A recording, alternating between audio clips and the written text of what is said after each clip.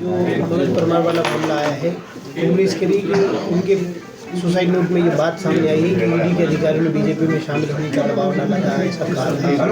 अध्यक्ष जी का नाम लिया कांग्रेस। आत्महत्या हो,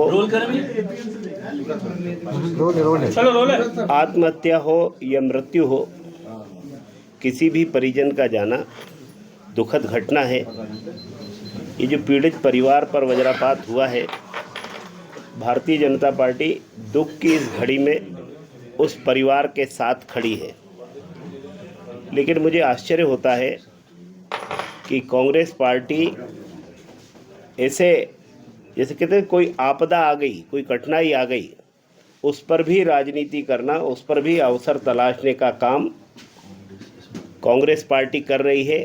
जीतू पटवारी जी कर रहे हैं और वीडियो में साफ दिखता है कि कैसे मृतक के बच्चे को ले जाके एक तरफ बहलाना फुसलाना, उसको समझाना, फिर उससे कहलवाना।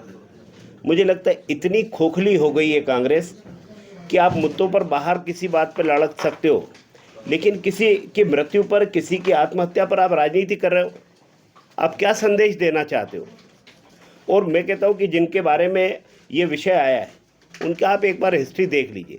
विषय किसी से जुड़ा है, आप यहाँ भारतीय जनता पार्टी के सम्मानीय अध्यक्ष जी का नाम लेने का काम कर रहे हो।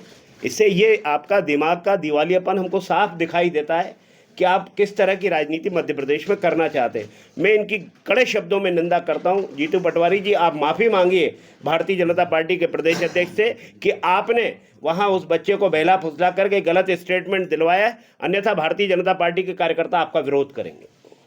कांग्रेस कह रही कि जब राहुल गांधी से मिले थे उसके बाद से बीजेपी के निशाने पर थे और जो डायरेक्टर हैं उन्होंने भी दबाव बनाया था कि बीजेपी में होते तो ऐसा नहीं होता। देखिए, उनकी जांच चल रही होगी, एक अलग विषय है, दुनिया भर के विषय चलते हैं।